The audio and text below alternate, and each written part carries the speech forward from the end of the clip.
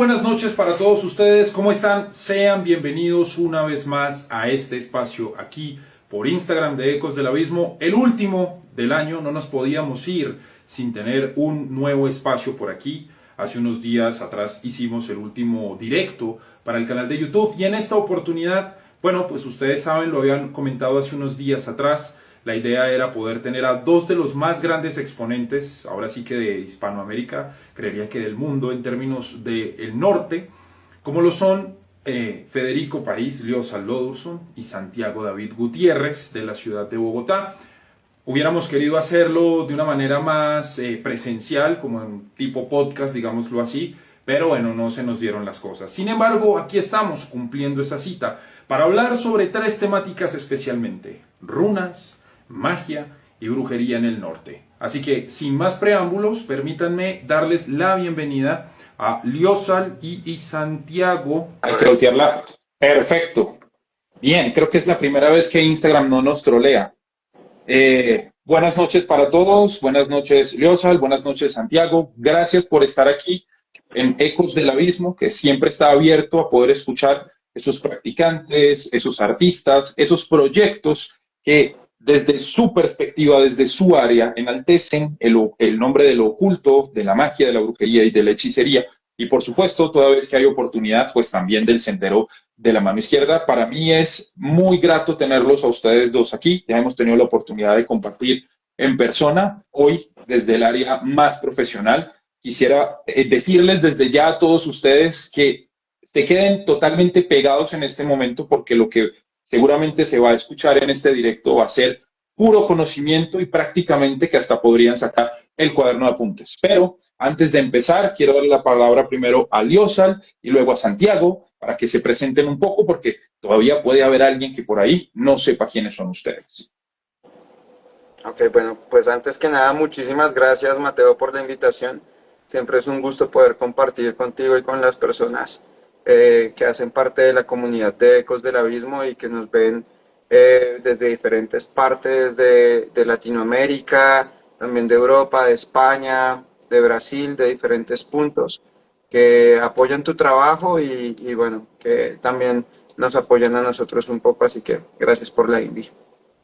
Sí, por mi Gracias. parte también, muchísimas gracias por esto. Es muy gratificante ver este tipo de proyectos en donde de verdad se le da voz y visibilidad a las personas, a los colectivos, a los artistas que están trabajando esta parte de, ya sea como tú lo mencionabas, Mateo, de hechicería, brujería, letrampar, tradiciones espirituales serias. Gracias también por invitarnos a este espacio y por gestionarlo, por supuesto. De acuerdo. Bueno, Sí, no, exacto, a eso iba. No, a eso iba. Yo sé que ustedes hace 2 días tuvieron un directo donde la gente tuvo la oportunidad de compartir con ustedes, saber quiénes eran, conocer su hoja de vida, pero hombre, el que es caballero repite. Así que me gustaría que, si es posible, cada uno se presente y nos cuente quién es y qué ha hecho durante estos años. ok. Bueno, pues yo creo que para los que no me conocen, bueno, mi nombre es Federico, mi nombre teofórico espiritual es Lío Saldodurson. Llevo ya unos 23 años trabajando con la tradición nórdica. He explorado otros senderos, particularmente el chamanismo de los Andes, de lo que encontramos principalmente las etnias muisca, pastos principalmente. He tenido la oportunidad de trabajar con plantas de poder y también he tenido la oportunidad de trabajar mucho con la parte de las tradiciones occidentales, principalmente con algunas órdenes mágicas relacionadas a la parte de alquimia, un poco de cábala, de este tipo de senderos. De También es acuerdo. escritor. También he escrito algunos libros, principalmente me he enfocado muchísimo en tradición nórdica, que creo que es donde de alguna manera siento que está como, es donde yo más he sentido conexión o afinidad y es donde yo siento que he podido como plasmar mayor investigación y conocimiento. De También es acuerdo. escritor. Y Sí, ahí Santi, se pueden ayudar mutuamente, no hay problema. Sí, claro, no, a uno se le olvida quién es uno constantemente, por supuesto. Ok. Bueno, yo soy Santiago David, yo soy artista aquí colombiano, enfocado en los estilos de arte nórdico, principalmente visuales, trabajo la madera, el metal, eh, el hueso, trabajo varios medios físicos, también la ilustración digital, diseños de tatuajes y eso. Todavía no he aprendido a tatuar, pero de pronto algún día pasará, no sé, no estoy tan seguro de eso. Me he enfocado directamente en la parte nórdica, en toda la espiritualidad nórdica, principalmente en la era vikinga, pero recientemente también he estado explorando mucho la espiritualidad de la era de bronce, que es como este campo un poco más oscuro para nosotros en el sentido de no conocemos mucho, no es muy fácil que aquí llegue ese conocimiento e incluso es algo que se está replanteando, se está hasta ahora como empezando a abrir incluso entre los círculos académicos. Esa es como mi gran área de enfoque, por decirlo de alguna forma. Y bueno, trabajo esta espiritualidad desde hace un tiempo, desde hace también unos 20 años, estoy trabajando las runas principalmente. Y a partir de eso, todo lo que es la magia nórdica, la magia islandesa, el culto a, yo trabajo más que nada con los Aesir y con los Vanir, ya vamos a hablar un poco más de eso. Y creo que eso es también escritor, por ahí he escrito algunas cositas. Yes, dejémoslo ahí. Y Gotti del Sleipnir. Y Gothi, sí, hago el papel de Gothi, soy algo así como si quisiéramos hacer un paralelo un poco no muy completo, pero que se entienda fácilmente si el sacerdote de una comunidad que trabaja la espiritualidad nórdica, ese sería el Gothi, la figura del Gothi. De acuerdo. Bueno, muchachos, si bien hay tres pilares fundamentales para desarrollar esta conversación, yo siento que podemos un poco irrumpir en algunas áreas personales, si ustedes lo permiten, porque creería que hay muchas personas en la audiencia, en este caso, que dirían, bueno, Escandinavia, Noruega, Suecia, Dinamarca, Islandia, está bastante lejos de aquí. Y ustedes han hablado de un periodo de tiempo bastante largo, como lo son 20 años. Hace 20 años atrás, encontrar información acerca de todas estas temáticas, me imagino que era todo un dolor de cabeza. Pero como dos personajes que se crían en el altiplano cundiboyacense, ahí en Cundinamarca, en Bogotá, terminan sintiendo eso que creo que incluso es uno de los, bueno, de los nombres o de las líneas del propio Liosan, de esos susurros del norte, cómo termina llegando cada uno a encontrar ese contacto y esa conexión con esta tradición y dice, venga, yo siento que es por este lado, aunque yo haya nacido en estas tierras, lo gélido me llama.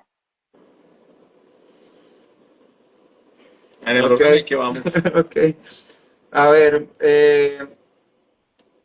cuando digamos que muchos llegamos al sendero nórdico, yo creo que, entre comillas, por accidente, yo llegué por una feliz coincidencia o por una feliz sincronía, y fue por el hecho de que alguien me regaló un set de runas. Esto yo ya lo he Ok, contado en otras ocasiones, y eso generó como ese punto de apertura.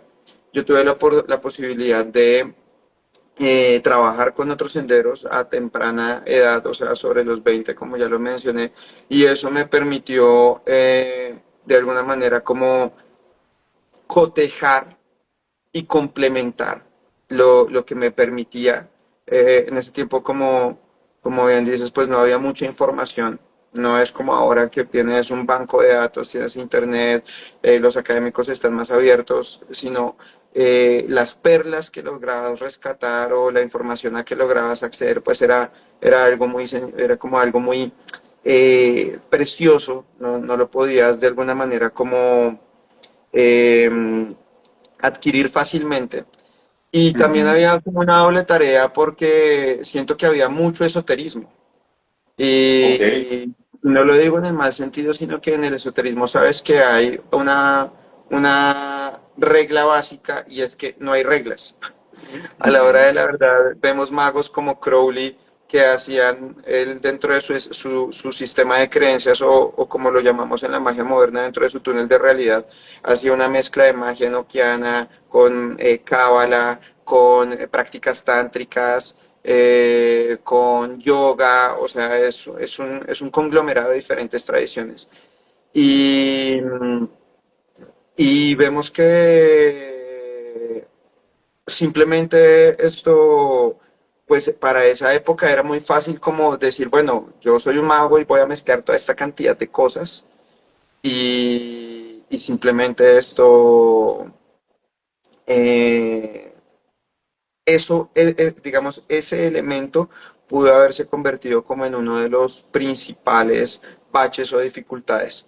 Pero con el tiempo vas entendiendo que cada tradición tiene que mantenerse de forma independiente, cada tradición debe mantenerse, debe estudiarse y practicarse sin mezcla como tal. Y siento que es ahí donde empieza a entrar el rigor como tal. Entonces yo tuve mi rigor trabajando con la parte de magia occidental, tuve mi rigor trabajando con la parte indígena y tuve mi rigor trabajando con la parte nórdica. Y puedo decir que los tres senderos me nutrieron muchísimo, o sea, sigo enlazado, sigo conectado a cada uno de ellos de una forma muy especial, pero el norte particularmente, aún como colombiano, aún con todos estos elementos, siento que fue lo que más me resonó. Y creo que me resonó muchísimo por la riqueza que encierra, y ya lo he dicho antes, no es que los otros senderos no la tengan, por supuesto que la tienen, pero esto es como la música, esto es un asunto de gusto, es un asunto de afinidad, es algo que te hace sentido a nivel personal. Y a mí la parte nórdica me hizo todo el sentido, me atribuyó y me ayudó a entender ese lugar que tienes como ser humano en la naturaleza y pues en todo este entorno. Sí, De digamos, acuerdo. para complementar un poco y antes de explicar un poco más mi proceso personal, hay muchas personas que utilizan este concepto de el llamado y yo creo que es muy válido, o sea, porque uno puede estar conociendo tradiciones, prácticas y demás y de repente hay algo que sí, que literalmente a uno lo llama o que lo atrae más que otras cosas. Puede ser gusto, como decía Fede, pues también como la música, o sea, hay cosas que no le pueden gustar, hay otras cosas que no le pueden gustar tanto. Y así también pasa un poco con el camino espiritual. Siento que somos muy afortunados en el sentido de estar viviendo un momento en donde hay más o menos apertura a las opciones. Con todo el asunto de la globalización y el Internet, pues uno puede estar conociendo diferentes prácticas espirituales y uno decir, ah, bueno, esto me llama, esto no me llama tanto, versus, no sé, pongámosle, hace no tanto, hace 150 años, donde pues por el territorio donde uno vivía, uno tenía que seguir esa práctica espiritual o religiosa y pare de contar. Entonces sí, es muy interesante y muy importante eso. En mi caso es bien curioso, empecé desde bien pequeño precisamente porque con el boom en los 2000 de la literatura de fantasía, yo creo que un poco quien llevaba la bandera en ese sentido, el estandarte, pues era el lanzamiento de las películas del Señor de los Anillos, ¿no? Hubo un resurgir en toda esta fantasía y esta mitología basada en la Edad Media europea y muchos de estos contenidos, o sea, llámese, qué sé yo, El Señor de los Anillos, por supuesto, Harry Potter, Narnia, muchos de estos como series de fantasía, series de libros de fantasía, utilizaban las runas. Y entonces, desde el principio, yo recuerdo obsesionarme con ver el libro del Hobbit y ver pues que tiene estas cintas con runas. Entonces yo empecé a descifrar estas cosas y a buscar. Y yo empecé fue por las runas y me fui metiendo más y más y más y ya fue mucho tiempo después que yo ya sabía tenía un conocimiento considerable de runas que me enteré que esto era una espiritualidad que se podía practicar, ¿no? Como, claro, es curioso cuando yo lo pienso en retrospectiva, como que uno tuviera que pedir permiso o uno tuviera que validarse, pero para mí ese descubrimiento de que había personas hoy en día, en pleno siglo XXI, que sí estaban practicando eso, pues yo dije, wow, o sea, esto es en lo que me quiero meter, esto es en lo que me quiero mandar, y para esto es para lo que me he preparado un montón de tiempo, ¿no? Como que esas cosas de las que uno no es consciente que uno iba haciendo, iba dando estos pasos en esta escalera hasta que ya está bien adelante. Ok, ok, ok, de acuerdo. Hay algo respecto a esto que a mí me gustaría plantear y es este dilema que a veces algunos ponen sobre la mesa de es que tú no puedes hacer tradición nórdica porque no estás o no perteneces al norte. Desde luego yo ya podría adivinar cuál es cuál es la respuesta o el pensamiento que ustedes tienen al respecto, pero ¿qué podrían decirle ustedes a las personas frente a esto? O sea, ¿es efectivamente necesario haber crecido y haberse educado como en el territorio para poder ser apto? ¿O la espiritualidad es un asunto que no tiene necesariamente que ser así, haber crecido en ese territorio? No, yo creo que no tiene nada que ver y creo que la prueba más fehaciente de eso es que si el territorio determinara necesaria y obligatoriamente la espiritualidad o la religión, pues aquí en América no se podría, no habría ninguna forma de cristianismo, ni de judaísmo, ni de, pues nada de eso, ¿no? No son religiones del territorio. Claro, hay un reto extra y yo creo que eso es lo importante, o sea, más, esa pregunta muchas veces ni siquiera va a intentar ser odiosa. Hay otras veces en las que sí, va a ser como, ah, pero es que ustedes, y me han dicho, es que usted debería rendirle culto aquí a los dioses indígenas. Y yo como, pues es que no estoy diciendo que no sean menos eh, valiosos o menos merecedores del culto, pero pues a mí me llamó esto otro, ¿no? No, entonces, como decía, no creo que sea una pregunta malintencionada en muchos casos, sino que va más al asunto de que es una rareza, es una extrañeza. No, en la cabeza de las personas no hay un vínculo directo entre ser colombiano y el norte de Europa, ¿no? Como la pregunta es muy válida. ¿Cómo llegó esta gente allá? ¿Cómo carajos terminaron trabajando con ese tipo de espiritualidades? Y bueno, pues Yo pienso que la espiritualidad no tiene fronteras. La espiritualidad es como la música, es un tipo de canción que todos pueden percibir y que tú no tienes que ser específicamente de un territorio para poder vivirla. Por supuesto que al nacer en el territorio del cual obedece esa espiritualidad vas a tener mayor ventaja, vas a estar más conectado con ciertos elementos, vas a tener la parte lingüística integrada, usos y costumbres, claro, pero es ahí donde viene el reto, que si tú realmente amas una tradición, sea que tengas o no la oportunidad de viajar a su territorio, vas a hacer todo lo posible por integrarla. Y es ahí en esa acción de integración, de seguir, digamos, los rituales estacionales, los usos y costumbres, las celebraciones, de sumergirte en las historias, de sumergirte en los textos, de tratar de comprender la lengua. Todo ese esfuerzo conjunto es lo que te permite integrar eso. Entonces, sea que seas un suramericano, un hispanohablante, y te sientes conectado a la tradición nórdica, no hay ningún problema. En todos estos años que yo llevo trabajando con la tradición, he podido conocer grandes practicantes en Suecia, Noruega, Dinamarca, y ninguno de ellos nunca nos ha dicho, ustedes son colombianos y por qué están trabajando con nuestros dioses o con nuestras... Nunca. Todo lo contrario. Pienso que el asunto es de respeto como tal y es de saber que estás entrando en otro núcleo, en otra cultura, en otro sistema y que tienes que estar dispuesto con la mente abierta a aprender. Cuando nosotros tenemos la oportunidad de viajar a Europa y principalmente a Escandinavia, nosotros ya teníamos un bagaje cultural previo de hacía 10 años, pero sabíamos que teníamos que ir con el recipiente completamente vacío. Nosotros no llegamos a Escandinavia diciendo, no, es que nosotros ya llevamos y sabemos, y es que nada, es como si fuéramos nuevos, porque entendíamos que si bien ya habíamos desarrollado ciertas bases, teníamos que integrarlo todo como si fuésemos niños.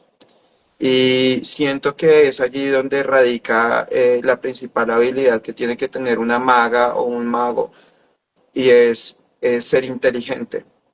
¿Y qué implica la inteligencia? Es la capacidad de ser adaptativo, es la capacidad de aprender todo lo que puedas según la situación que se te presente.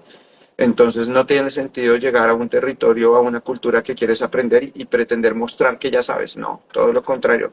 Tienes que llegar es con sumo respeto, humildad, porque, o sea, nosotros llevamos todos estos años trabajando la tradición y yo todavía en muchas cosas me siento novato.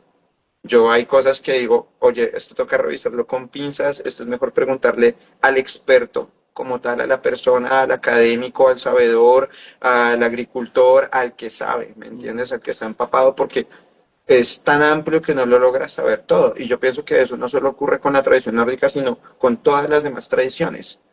Y eso es lo Ujú. hermoso. Sería muy aburrido, pienso yo, que estés en una tradición en donde ya lo sabes todo, en donde ya no tienes nada más que aprender, porque técnicamente dedicas tu vida a esto. Entonces, sí. Oye, yo estoy viendo que están soltando Preguntas. preguntas en el chat. Y Eh, están sí, interesantes. Sí, sí. Sí, pues para eso, para que no tengamos desorden, yo les pido que utilicemos la cajita o la herramienta de preguntas. Es un como un globo de diálogo con un signo de interrogación. Ahí las pueden dejar para más adelante, para no desviarnos, ¿sí? Y poder abordarlo, ¿sí? Porque si bien esto es una conversación y un diálogo, como se pueden dar cuenta, pues yo voy estructurando cosas por donde quisiera que encamináramos la charla, sobre todo porque si bien Santiago es la primera vez que participa, ya con Liosal hemos tenido algunas oportunidades y he tenido bien visto cuáles son las inquietudes que la gente usualmente hace. Y dicho eso, si ustedes me lo permiten una vez más, pues me parece que es importante hablar de otras cosas respecto a este tema del norte antes de entrar en estos otros terrenos que hemos hablado.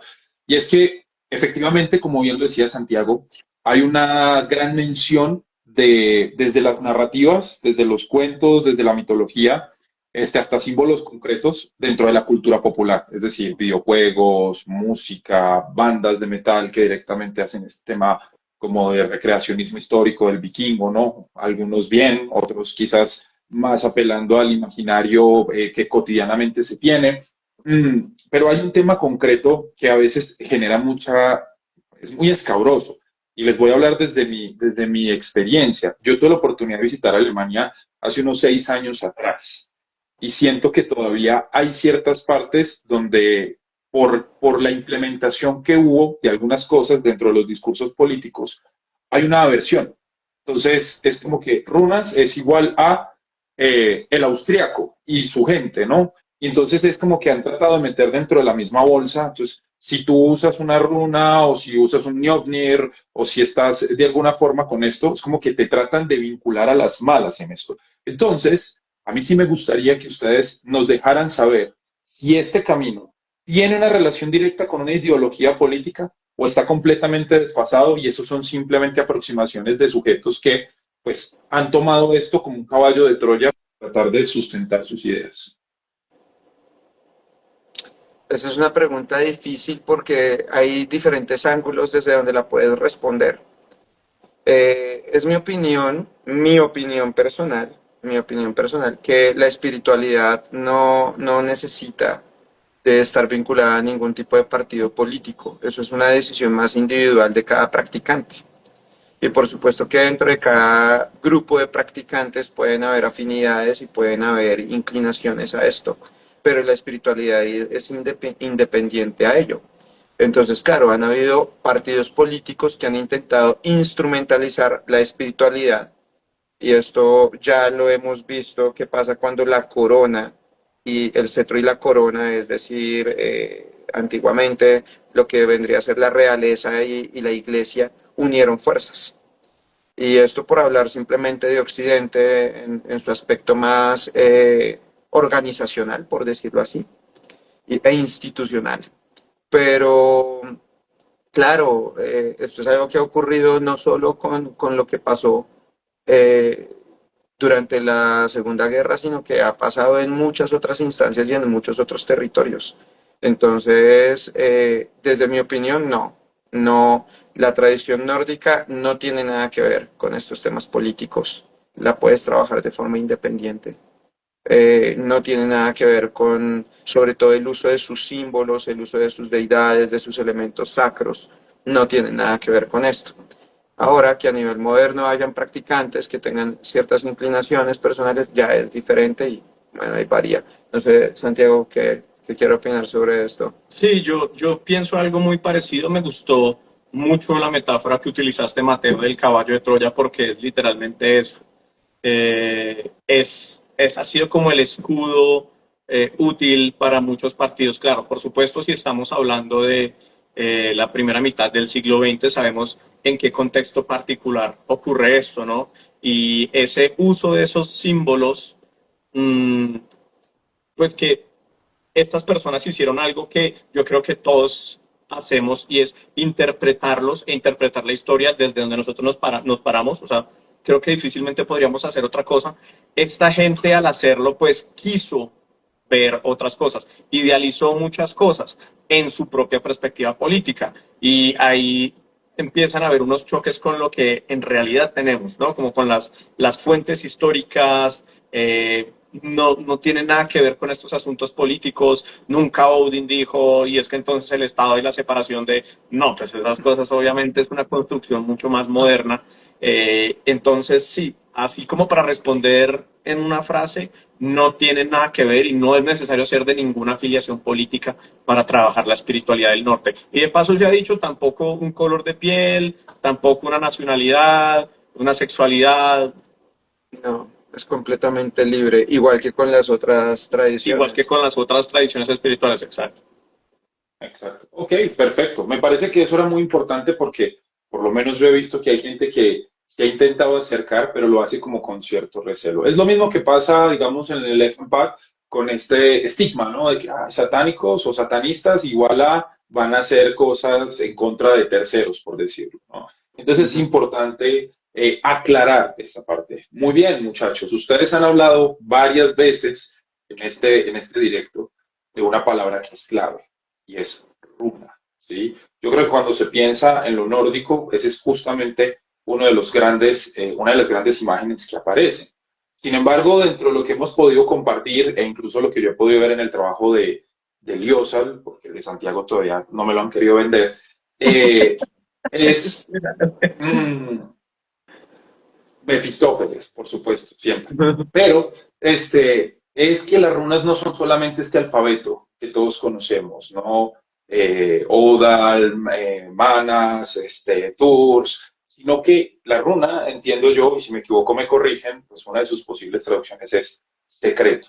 Y en ese sentido yo he escuchado que ustedes mencionan de que las runas son cantos, son poemas. ¿Cómo funciona eso? ¿Sí? Porque me parece importante primero o sea, que ustedes nos den ese contexto y esa conceptualización para entrar en algo que hace mucho tiempo le pregunté a Santiago en uno de los reels que subió y que me parece que este es el momento adecuado para traerlo a colación. Pero quiero que primero, si se pueden centrar en eso, sería genial, porque la gente creo que tiene este imaginario de, no sé, la librería más popular que hay, donde llegas y el libro de las runas, entonces una cajita así, con unas runas en MDF horribles, grabadas a láser, que no tienen ningún tipo de energía, de proceso, ¿no? De cómo se tenía que hacer de acuerdo a las viejas formas, porque dicho sea de paso, una de las cosas que justamente tiene la tradición del norte es que se mantuvieron los conocimientos en manuscritos, que es un poco este tema de los manuscritos islandeses y todo esto, y creo que ustedes en ese sentido van ganando mucho terreno porque se conservaron muchas de esas viejas instrucciones. Pero en fin, no quiero irme todavía por allá. Me gustaría que nos hablaran acerca de las runas en este sentido. Yo, sí, entonces para empezar a responder, efectivamente la palabra runa o run o todas sus formas de este vocablo germánico significan algo así como secreto, susurro, algo que es susurrado, que es un secreto. Es muy posible, y acá tengo que sacar el lado un poco más académico, y quiero hacer una aclaración muy válida acá, y es que académico no significa antiespiritualidad, sino que para mí es un poco todo lo contrario, porque nos habla de la magia de las narrativas, la magia de la percepción de la gente. Es muy posible que ese término inicialmente no significara nada mágico, sino que, como para hacer un gran spoiler de dónde vienen las runas no son un alfabeto que se desarrolle a lo largo de miles de años en Escandinavia. Un día no existían las runas y otro día sí existían, en el sentido de alguien tomó algún alfabeto mediterráneo y lo adaptó a el medio que era la madera, y eso se le da unas formas más angulares. Entonces de repente tenemos esta tecnología que es ajena a lo que los germanos conocían. Imagínense que llega alguien que estuvo viajando al extranjero, al país de al lado, y vuelve con una tecnología rarísima que para nosotros, obvio, nosotros vemos palabras escritas todo el día. Para alguien que ha vivido toda su vida, son un viejo de 70 años que llegan y de repente le dicen que se pueden dibujar sonidos, pues eso tenía que ser una cosa loquísima. Y entonces, pues, eh, una de las cosas es escribir, ¿no? Eso es una de las magias. Y la otra de la magia es saber escuchar esos sonidos. Y es muy curioso porque nuestra forma de pensar, incluso en el español o en inglés hoy en día, contiene eso que para mí es tan mágico. Nosotros cuando le preguntamos a otra persona acerca de algo que está ahí con esas letras, nosotros no decimos que se lee, ¿no? Nosotros decimos ¿Qué qué dice ahí? dice ahí. ¿Qué dice ahí exactamente? Como si la página estuviera hablando y claramente pues la página no está hablando o el celular no está hablando en ese sentido de la palabra física, pero seguimos diciendo que dice ahí, que nos está diciendo eso. Entonces es muy posible que esa primera acepción de secreto o susurro viniera pues a ser eso que alguien está escuchando, que está descifrando, que es una palabra pues que claramente tampoco tenían, está descifrando eso, pero es muy posible que preciso esa narrativa de las personas que no sabían leer y escribir, tratando con esa tecnología que claramente representa una otra edad a su cultura inicial, lo consideraran profundamente mágico desde el momento uno. Entonces, sí, eso como para dar un poco el origen de la palabra, pero entonces empieza a significar mucho más. De hecho, y esto es bien curioso, dentro de las inscripciones más antiguas que nosotros tenemos, como hay una que se descubrió hace un par de años en Noruega, y esto es muy normal que la gente diga, tal persona escribió las runas. Pues estas primeras inscripciones no dicen eso, dicen escribió la runa. Entonces es muy posible que antes runa no fuera la letrica, sino todo el mensaje, porque ese es el secreto, eso es lo que debe ser develado. Y de ahí en adelante empieza a significar un abanico de cosas que no solamente es, como tú decías, la piecita, la fichita, sino que es este mensaje, y ese mensaje no solamente en la piedra o en la madera, sino que también puede ser un mensaje mágico, un conjuro, un poema, ¿no? Y entonces luego empiezan a aparecer formas de, incluso dentro de esas mismas letras, ocultar otras letras. Y entonces hay como niveles en estos susurros. Y solo hay que imaginarse uno ser una persona de la era vikinga que no sabía leer y escribir y empiezan a aparecer alrededor suyo y en todo el paisaje escandinavo estos secretos y estos susurros y que uno le pregunte a alguien que sí sabe leer, oiga, ¿qué dice acá? No, es que estos susurros ya están muy cifrados para mí, son muy secretos para mí y ese tipo de cosas pues tiene que ser algo increíble.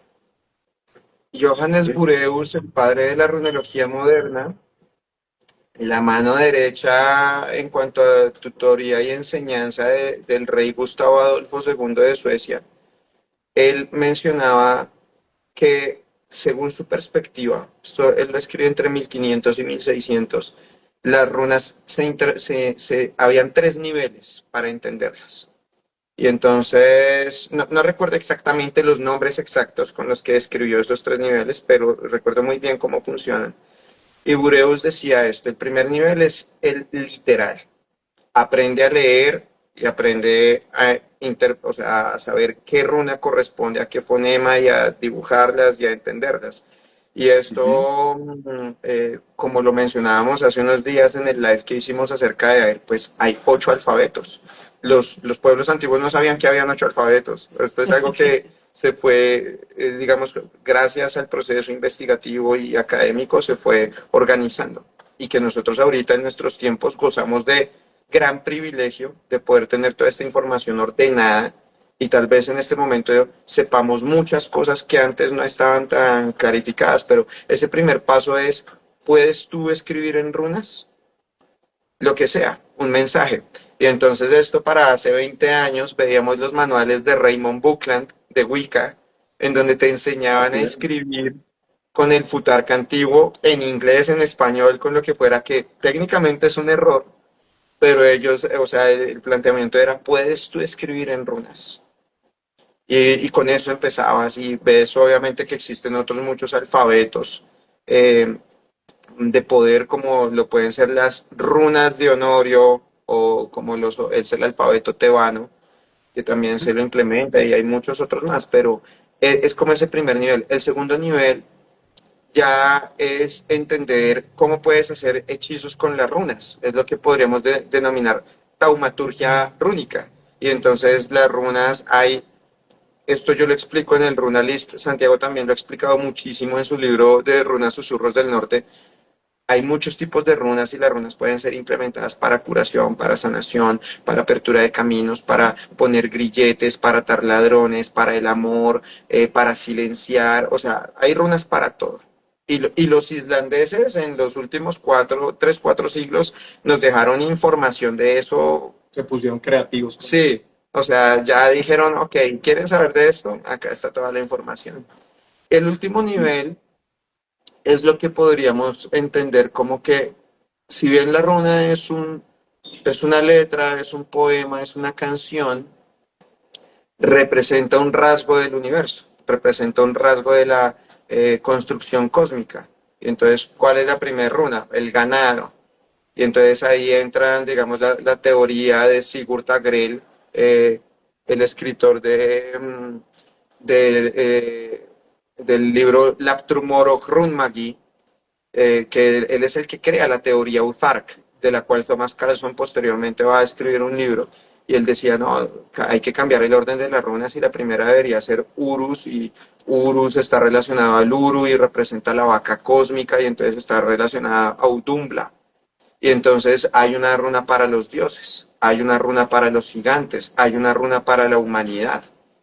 Hay runas dendrológicas, hay runas vinculadas a los árboles, y cada árbol representa algo en específico. Hay un árbol para la cacería, hay un árbol para la feminidad, hay runas para el sol, y en las runas islandesas hay una runa para la luna. Es decir, en todo el conglomerado de runas vas a entender que representan aspectos de esta construcción, y si tú puedes entender esos aspectos, tú a través del lenguaje puedes modificar tu propia realidad. Es decir, Aleister Crowley nos ilustraba con la idea de magia es el arte y ciencia de hacer cambios en la realidad a través de la voluntad. Hacer cambios en la realidad, y a base de que está compuesta la realidad, de mis sentidos, pero también del lenguaje. Y yo pienso que ese es el punto en donde la parte nórdica va a entrar a intervenir todo el constructo, porque si puedo gobernar el lenguaje, puedo gobernar todo lo que hay en mi mundo. Esa sería como más o menos la base. Ok, eso es interesante porque justamente nos permite irnos adentrando justo de ese tema de las inscripciones rúnicas. Quería que habláramos un poco porque, al menos dentro de lo que yo he tenido oportunidad de leer, se hablan o se comentan de varias historias o narrativas donde una persona que tenía el conocimiento tallaba runas de X propósito, ¿no? Para, bueno, abundancia, sanidad, para maldición, inclusive y demás. ¿Eso quiere decir que las runas tienen un poder inherente? ¿O era algo que ellos escribían y por estar escrito en runas y estar enlazado con lo que cada una de estas runas representa, era que ahí, desde ahí funcionaba el hechizo? Esa es una gran pregunta. Sí, es que las runas, bueno, pero responde usted de usted su perspectiva. Ok, ya Santi me arrojó a las llamas. Muy bien, lo que ocurre es esto. Para el pensamiento nórdico, todas las cosas en la naturaleza tienen su propia fuerza, y eso es denominado como Megin, como tal, o sea, el poder mágico espiritual. Y entonces el sonido es Megin. Cuando tú pronuncias algo, eso tiene poder. Pero la voluntad también es Megin. Entonces no solo es pronunciarlo, sino también la intención que va detrás. Pero también las formas tienen Megin. Y es ahí donde los caracteres rúnicos tienen sus elementos. Por ejemplo, no hablando de runas.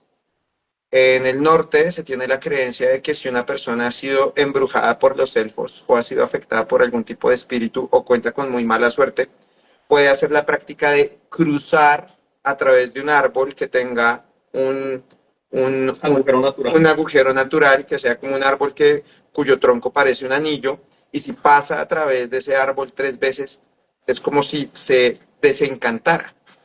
Esta morfología del anillo, del útero, de la entrada a la cueva, todo esto que sugiere la puerta a la otredad, eso es una forma mágica. La barrera. Exacto. Y entonces, no solo la runa, sino la geometría en sí misma tiene poder. Y esto es algo que vamos a ver tanto en la tradición nórdica como en los demás sistemas de magia continental y occidental. Entonces,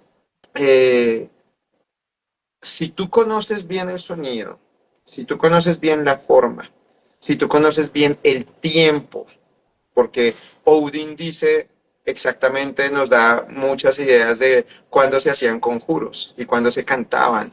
Y él, por ejemplo, dice, si alguien conjuró contra mí utilizando las raíces del árbol llenas de savia.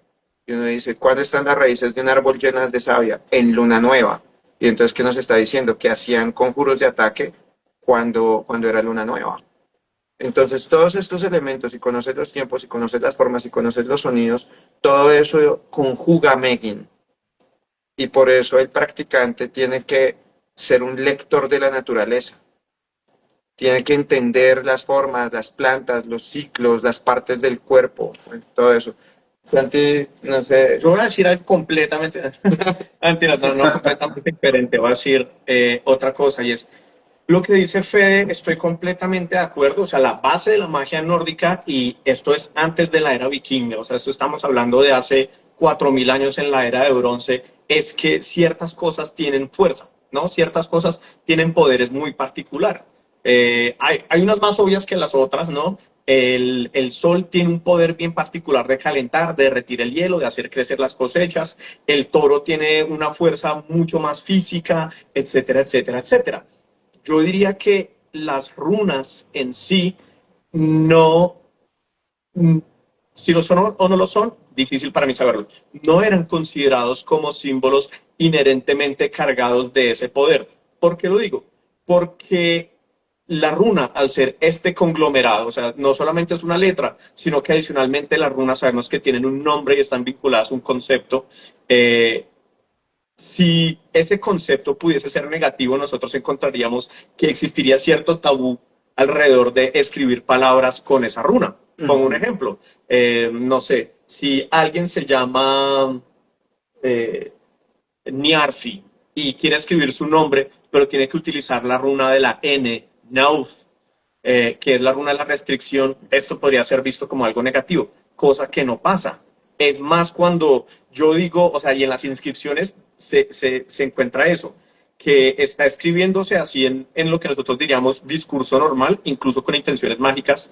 Yo exhorto a este espíritu para que se vaya y le entrego 9 runas de hielo y manda las 9 runas Is, o estas 9 restricciones, o lo que sea. Entonces, por ese lado, yo creo que la runa no siempre es inherentemente contenedora de ese poder, y es la voluntad la que la carga. Otra cosa que nosotros vemos es inscripciones que no tienen carácter mágico, ¿no? Si nosotros pensáramos que la runa, o si los nórdicos pensaran que la runa inherentemente carga esa fuerza, no tendríamos ese tipo de inscripciones de, no sé, voy a ser muy suave, esto es una inscripción real. Hay una inscripción de una vara que es una conversación entre dos personas, y una persona le está preguntando a otra, y esto es uno de los lados, ¿qué fue lo que tallaste en runas en la iglesia de yo no sé qué? O sea, alguien estaba haciendo un graffiti rúnico y la otra persona dice que yo no sé quién tipo, ¿qué tan suave puede ser en este video? Ok, Adelante, adelante. que yo no sé quiéncito lo follaron por el culo y tiene el culo sucio. Es literalmente lo que dice la inscripción. Entonces uno dice como, bueno, si estamos considerando que las runas son inherentemente contenedoras de este poder, pues está complejo ese asunto. Y simultáneamente tenemos cambios en los sistemas rúnicos en donde en el paso del tiempo se repiten formas de las runas con significados y con poderes y con cargas completamente diferentes. Por ejemplo, en el primer sistema de runas, en el Futhark antiguo, nosotros tenemos esta runa que parece un arbolito, que sí, muy conocida, Algir o Algid, que simboliza, vamos a decirlo antes de entrar en conflictos académicos, muy posiblemente simboliza el alce, ¿no? El animal, el alce, punto, fin. Y esa misma forma de runas se desarrolla en las runas de la era vikinga y significa el humano, Mather, el ser humano, el hombre. Entonces, si la forma fuera receptáculo de esa energía, no tendríamos esos cambios tan abismales en las formas de las runas. O nos tocaría comprometernos a decir, es que antes sí sabían, antes sabían mejor cuál era la forma energética, por decirlo de alguna forma. Y después eso se perdió, o nos tocaría decir, no, es que en la era vikinga sí es cuando se desarrolla bien esta tecnología energética. Tendríamos que entrar en unos problemas ahí como de priorizar o darle más validez a un sistema frente a otro. Y no creo que eso haya pasado en la historia. De acuerdo. Va muy hilado a la intención, porque tú podías escribir en runas cualquier mensaje, ¿cierto? Y todos escribimos todo el día, ¿verdad? Como también era una forma en donde podías establecer una intención. Hay una inscripción que está en protogermánico, creo que dice Madalium Vivada. Y el Madali es un nombre y un Vivada es refugio, protección. Y ya con eso se entendía que se estaba buscando eso. Entonces, claro, pero si es como lo comenta Santiago, si era una inscripción que fuera de contexto, era simplemente un mensaje, era una lista de mercado, cualquier cosa, no todas las runas van a ser mágicas porque las runas eran el sistema de escritura de los pueblos escandinavos, de los pueblos germánicos y simplemente hacían parte de su cotidianidad. Ok, bueno, si me lo permiten, mm, creo que con esta descripción, esta conceptualización, ustedes hacen algo muy importante y es empezar a plantear otras cosas frente a las runas que no sean únicamente el alfabeto. Y para no detenernos tampoco mucho en esto, recordarles que AIR está abierto con estos dos señores que, como pueden ver, tienen muchísimo conocimiento acerca de, y se entiende que Santiago, profesor Estrella, que se entiende que justamente, o sea, esto no es como lo que ha intentado hacer la posmodernidad, la magia posmoderna, la magia del caos, de decir, es que las runas son un sigilo, y entonces una runa enlazada, entonces usted coge esta con esta y la mezcla y ahí ya está. No, sino que hay toda una concepción, es un tema, como bien lo decía Liosal, del lenguaje. Yo que estudié comunicación lo puedo decir, a nosotros nos enseñan sobre el símbolo, sobre el significado, el significante y cómo todo esto estructura nuestra realidad. Y la magia es justamente eso, ¿no? Hay otros escenarios, como la palabra, no sé, abracadabra, yo creo, mientras hablo, e incluso la forma de escribir los hechizos. Si vemos, por ejemplo, yo le he podido ver un poquito en lo que les he podido ayudar en cosas de Ofiolatreia, y es que es muy importante que el hechizo tenga una rima. Pareciera que la magia estuviera justamente en que se termina en unas sílabas, en unos consonantes, ¿no? Entonces todo eso nos habla de que no puedo yo simplemente agarrar, coger e irme a la librería más popular y comprar el libro de runas y entonces ya lo hice. Y es ahí donde quiero ir, porque justamente uno de los reduccionismos más grandes, que yo creo que es en los que caben las personas, es que creen que las runas son literal una especie de tarot únicamente o se utilizan únicamente como proceso predictivo. Como ustedes nos lo han dejado saber, hay toda una gran concepción al respecto, cada una de ellas representa unos elementos particulares, está asociado con unas cosas, hay unas maneras de hacerlo, pero entonces aquí es donde justamente iba a lo que en algún momento le pregunté a Santiago. ¿En qué momento las personas dijeron, oiga, y si metemos todo esto en un saquito, cogemos unas piedritas o unos pedacitos de madera y los metemos ahí y empezamos a agitarlo y a echarle las runas a la gente? ¿En qué momento o de qué forma llega esta transformación? Porque, corríjanme si me equivoco, en la antigüedad eso no era algo que se hiciera. Es decir, todas las referencias que tuviéramos de alguien supuestamente con una bolsita y sacando las runas es algo que obedece más a un imaginario popular y a tratar de forzar esa visión como muchas otras cosas más dentro del contexto nórdico. Esta es una pregunta de varias partes, ¿no? Hay como varias cosas que tratar. Y creo que lo primero es que algunas personas se sintieran confundidas de cómo así que esto no es histórico, ¿no? Porque esos libros lo primero que uno le venden es que este tarot del norte es algo que se lleva haciendo por miles y miles de años. Y la verdad es que no. Bueno, vamos a ser muy, muy justos con esto. No tenemos evidencia alguna de esto.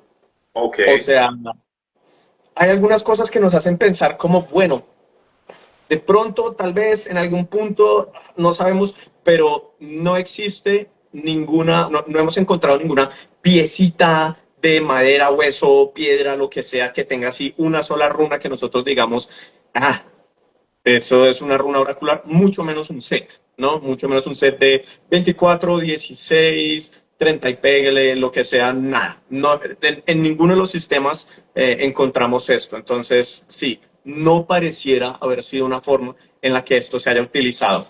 Ese comentario. Sí, yo sé.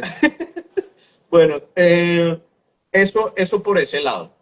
¿En qué momento? Pues esto es una mezcla de un montón de cosas que vienen, de hecho, yo usualmente lo trazo hasta Bureus. Bureus jamás dice, hagan esta bolsita, metan las runas. No, él nunca hace eso, pero él sí habla de la capacidad de una runa, de una misma runa, de despertar diferentes cosas en las diferentes personas, dependiendo de muchas cosas, entre esas pues su proceso espiritual, incluso su clase social o su casta, va a reaccionar diferente. Esa tecnología o esa teoría de Bureus es interpretada de forma chistosita en todo el movimiento de romanticismo alemán de finales del siglo XIX, comienzos del siglo XX, en donde para mí una de las personas que, nuevamente, y él ni siquiera es como que diga, haga esta bolsita y eso, pero Guido von List sí habla de cómo las runas van a manifestarse de diferentes formas, como mentalmente, para cada persona, de una forma diferente. Y eso nos abre el rango, el espacio, el campo a la existencia de algo que a mí me gusta llamar, esto no es un término técnico, pero a mí me gusta llamar como la perspectiva psicológica de las runas, ¿no? Y entonces hay un punto en donde, si nosotros lo volvemos a hoy en día, hay muchas personas que leen las runas casi como si fuera un test de Rorschach. ¿Qué interpretas tú cuando yo te digo la palabra lo que sea, ¿no? Si te digo casa, ¿a qué se te parece esta runa? Cosas así vienen un poco así. Ahora, muchas personas piensan que ya la tradición de la bolsita con las piedritas, el cuarzo, el MDF con corte láser, viene de Guido von List. Pero eso no es cierto. O sea, de Ralph Bloom, que es quien en los 80s escribe el libro de las runas. Pero la gente no le pone mucha atención usualmente a lo que lee, he visto. Y entonces él en el libro empieza diciendo, yo no sé mucho de runas, yo escribí este libro porque alguien me regaló un set de runas. Y de hecho el set que le regalaron a él es un set de runas anglosajonas, no es el Futhark antiguo. Creo que puede rastrear un poco más atrás que eso. ¿Cuál es el primer autor que nosotros conozcamos que habla de la piedrita con la runita? Es un profesor noruego que se llama Rudolf Kaiser o Rudolf Kaiser, y él para 1800 en un libro que se llama The Religion of the North, él describe el procedimiento. Él no dice compren la bolsita, pero él sí dice, usted corta una rama, la talla, le pone esta marca y hace la interpretación de esta forma. Él es el que muestra, y él mismo cita a Tácito del siglo I y dice, Tácito ya nos había mencionado esto, y entonces simplemente sabemos que usted tiene que hacerlo, y él sugiere dos técnicas. Una, que es coger 9 ramitas, 9 palitos, o sea, como coger 9 ramitas así, se mezclan y se arrojan, y cuando caen todas juntas forman una runa, por el entrecruce entre las mismas. Y esa es una. O la otra dice, bien puede usted hacerlo más práctico y coge cada ramita y la marca y ya está. Esa es la primera instrucción real que viene de Noruega, pero siento que se vino a popularizar fue después, porque igual no muchos leyeron a Rudolf Kaiser o a Rudolf Kaiser para la época. Que también siento que es afortunado porque decía algunas cosas muy interesantes, otras un poco loquitas. Sí. Él plantea que en el norte se tenía un tipo de brazalete de oro donde se mostraba que funcionaba como un calendario de todo el año, en donde se mezclaban los meses nórdicos con las constelaciones tradicionales del zodiaco occidental. Pues pienso que para la época en la que vivió, con la información y el acceso que tenían, trabajaron con lo que pudieron. Claro, claro, sí.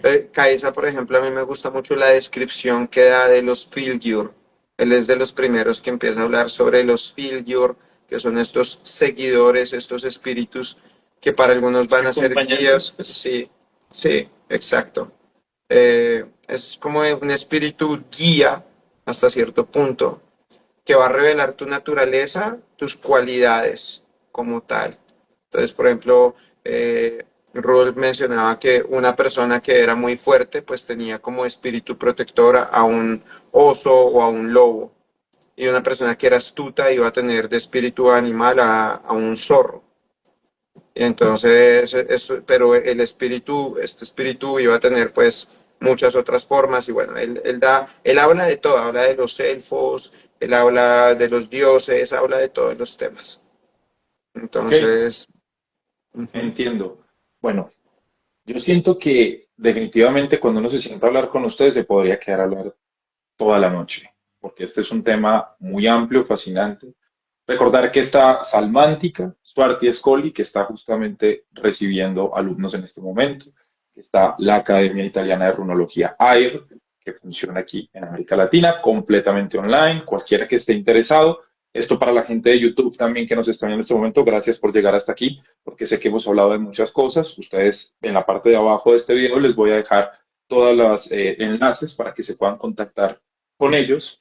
Y siento que definitivamente podría haber una segunda oportunidad y hasta una tercera en algún momento de tenerlos a ustedes acá porque es mucho. Yo siento que fue muy ambicioso de mi parte decir runas, magia y brujería en el norte, porque definitivamente Sí. cada cosa puede tener un desarrollo, pero por lo menos empezamos a tocar uno de esos primeros elementos, que es las runas, y empezar a mostrar que hay otras perspectivas, que no hay que comer cuento, si me lo permiten, de TikTok, de toda esta gente que lo único que hace son interpretaciones desde esa forma que tiene la posmodernidad de simplificarlo absolutamente todo y reducirlo todo y entender que hay que hacer un estudio serio, profundo de todo este asunto de la magia justamente del norte. Si a ustedes les parece, a mí me gustaría que pudiéramos terminar con un último elemento. Pues ustedes saben que Ecos del Abismo es un canal, es un medio que está desde el Left and Path, de la demonología práctica, y la figura del diablo es supremamente importante.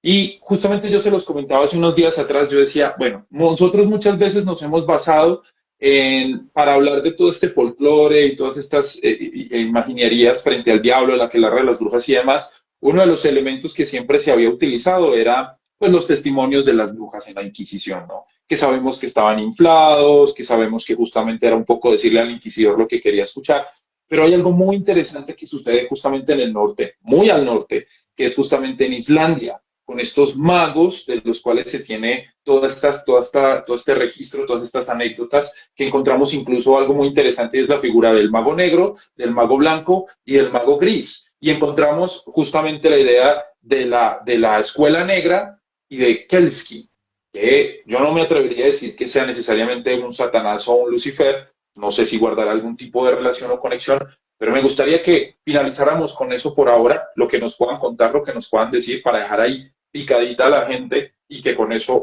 podamos tener una segunda oportunidad en otro momento. Ok, ok. La figura del diablo en los territorios nórdicos ha tenido eh, diferentes interpretaciones y eso también depende de la época como tal Y la región. y la región. Y entonces podemos entender que para ellos está el Anscoti, que es la forma de referirse al adversario como tal.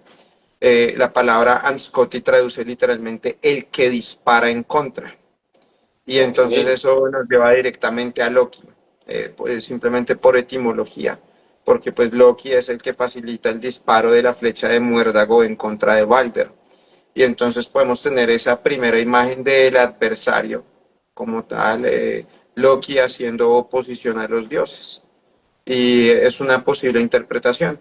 Sabemos, se le atribuye mucho a la idea de que Semundar, en el siglo XII o XIII, cuando escribe la Semundar, no Semundar, es Snorri, perdón, es Snorri Sturluson, cuando escribe la Snorra Edda, dice, no, Snorri era cristiano, entonces él es el que de alguna manera incluye a Loki como tratando de ser un diablillo. Demoniza. Sí, demoniza a Loki, pero lo cierto es que Loki 3, 4 siglos atrás en las descripciones de la poesía escáldica ya estaba haciendo ese rol, ya estaba desarrollando esto y por ende no podemos tildarlo, no lo podemos vincular a Loki como ese diablo de la cristiandad en relación a Snorri. O sea, es claro que en todas las culturas siempre va a haber una figura antinómica y antagónica. Va a haber una figura adversarial. Y esto va más allá de lo maniqueo. De hecho, a lo que se lo llama Sagna Hrerir, aquel que hace mover la historia. O sea, él va a ser el dinamismo, él va a ser el que le pone el picante para que todo pueda ocurrir.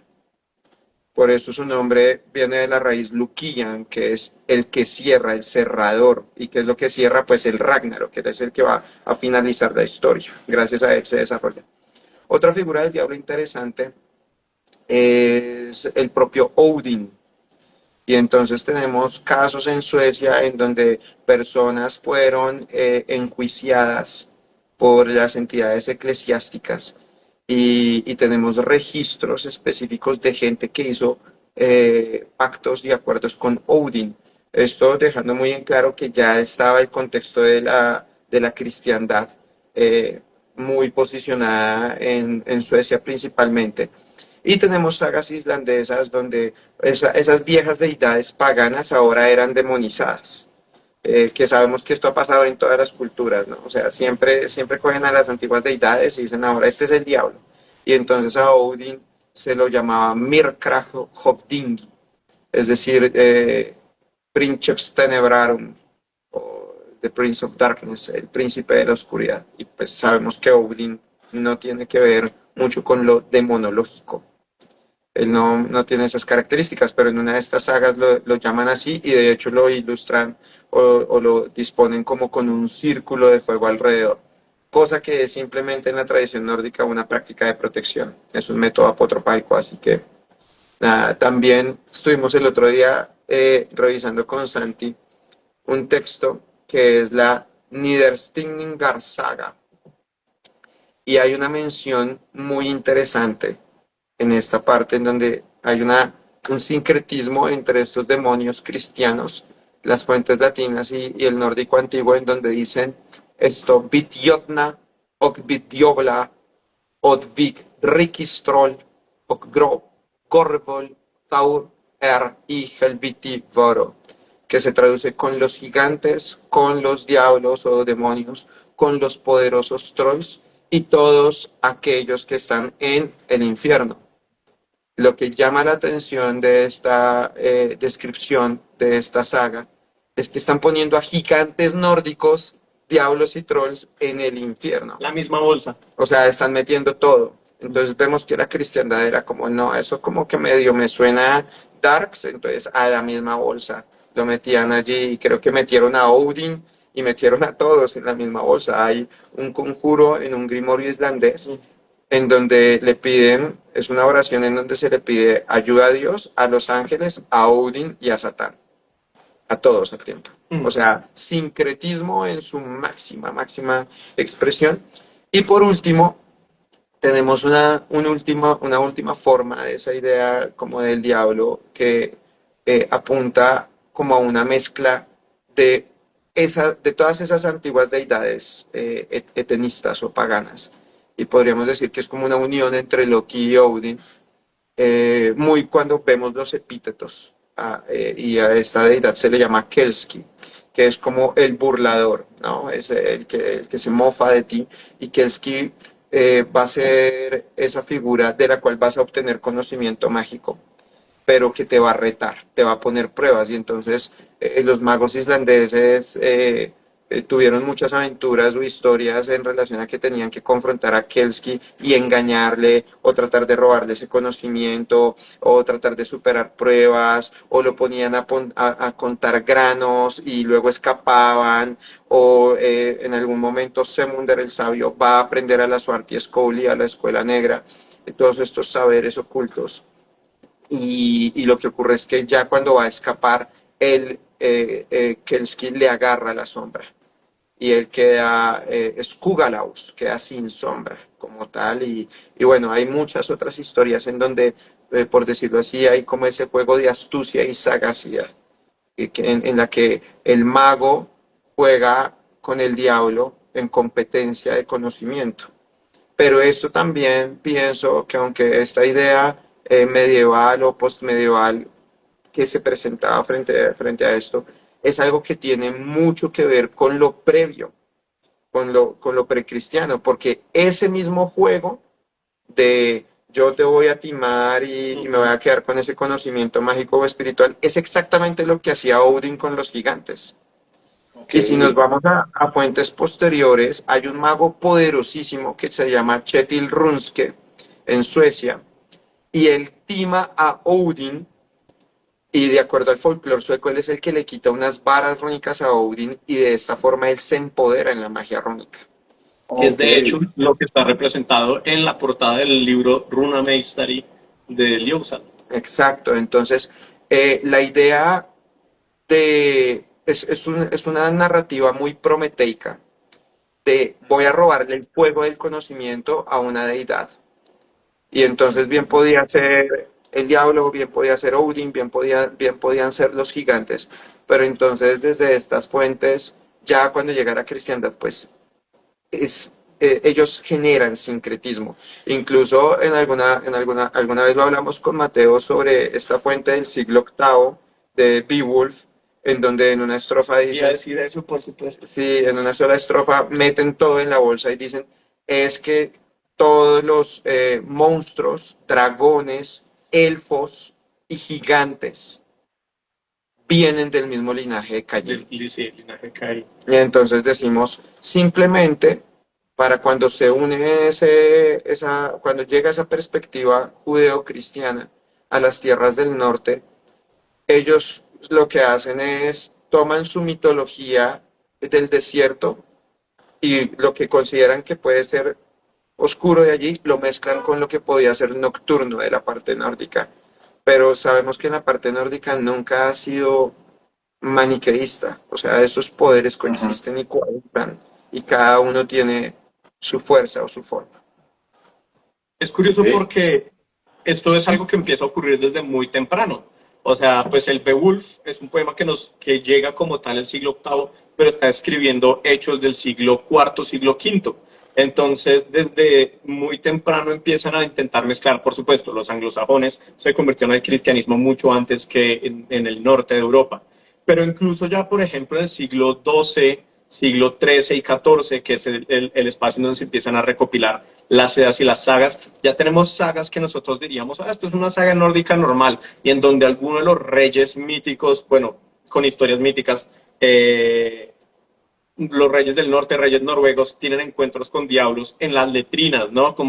Y son estos encuentros de engañarse, este juego de engañar que dice Fede, que ocurre todo el tiempo con Semunder, es muy importante para un momento histórico y empiezan a volverse muy relevantes en un momento histórico en donde Islandia se vuelve completamente protestante.